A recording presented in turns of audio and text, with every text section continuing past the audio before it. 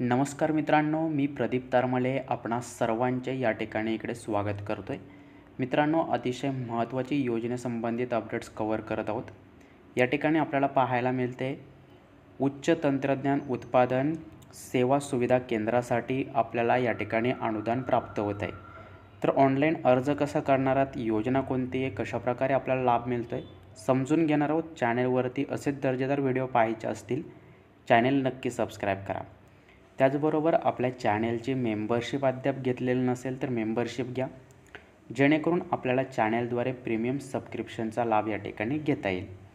स्क्रीनवर अशा प्रकारे अर्ज प्रक्रियेसाठी इंटरफेस ओपन झालेले आहे. महा-डी-बी-टी या ठिकाणी पोर्टलवरून सर्व अर्ज प्रक्रिया पार पाडणारे अर्ज करा टॅबवर क्लिक करून अशा प्रकारे एक शेतकरी एक अर्ज याद्वारे अर्ज करणार आहात.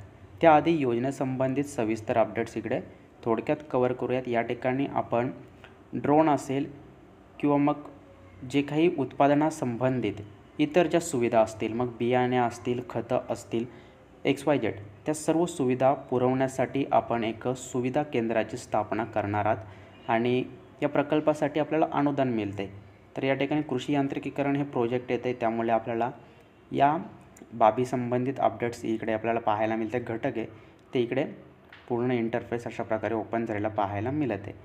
येथे निवड करायला पाहायला मिळते की कृषी यंत्र अवजारांच्या खरेदीसाठी अर्थसहाय्य, भाडेतत्वावरील सेवा सुविधा केंद्र, अशा प्रकारचे दोन ऑप्शन आहेत.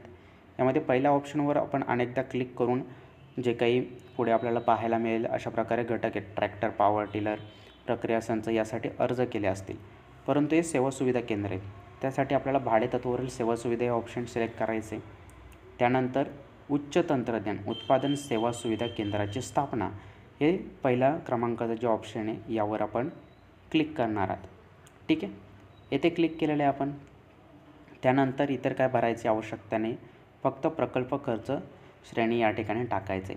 आपल्या प्रकल्पाला किती खर्च येईल, साहजिक आहे 1-2 लाख रुपये तर येणार नाही आहेत. जर आपण 2 लाख टाकतायत तर या ठिकाणी आपण एकदा ट्राय करून पाहूयात. तर या ठिकाणी अशा प्रकारचं आपल्याला सुचवलं जातं की किमान 10 लाख किंवा त्यापेक्षा अधिक असणे आवश्यक आहे प्रकल्प खर्च. त्यामुळे आपण आता इथे रक्कम वाढवायची, 20 लाख आपण इकडे केलेले आहेत.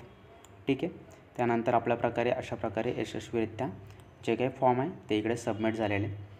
फॉर्म सबमिट झाल्यानंतर शेवटी आपल्याला अंतिम टप्प्यामध्ये प्राधान्यक्रम ठरवून तो सबमिट करायचा असतो. लास्ट स्टेपला त्यासाठी मुखपृष्ठावर येणार आहात. अर्ज करा टॅब हे आपल्याला पुन्हा इथे पाहायला मिळेल. यावरती पुन्हा क्लिक करायचं आहे. क्लिक केल्यानंतर आता जे आपण घटक ॲड केलेले ते इकडे अर्ज सादर करा या फायनल स्टेजमध्ये आपल्याला ते सादर करायचं आहे. इतर जर घटक ॲड करायचे असतील तर आपण करू शकता. अशा प्रकारच्या नोटिफिकेशनमध्ये ते इकडे आपल्याला सुचवलं जातं, ते आपण वाचून घ्या. हे झालं. एवढं झाल्यानंतर आपल्या इकडे तालुका दाखवला जाईल. व्ह्यू हे ऑप्शन पाहायला मिळते, यावर व्ह्यू करायचे. आपले घटक इथे पाहायला मिळतील. भाडेतत्वावर सेवा सुविधा केंद्र म्हणजे उत्पादन सेवा सुविधा केंद्राची स्थापना यासाठी आपण अर्ज केलेला आहे. तर त्यासाठी प्राधान्यक्रम 1 निवडा, कारण की आपल्याला या योजनेचा लाभ घ्यायचा आहे. त्यानंतर इतर जर घटक निवडले असतील तर त्यासाठी इतर प्राधान्यक्रम ठरवू शकता, जसं की 1 आणि मी या ठिकाणी सिंचन साधनेला 2 ठरवलेले. सिंचन साधनेसाठी अर्ज प्रक्रिया आपल्याला पाहायची असेल तर आयकॉनमध्ये तो व्हिडिओ देतो, तिथून आपण ते पाहून घ्या. येथे अर्ज सादर करा टॅबवर क्लिक करणार आहात आणि फायनल आपल्याला हे अर्ज सादर होणार आहे.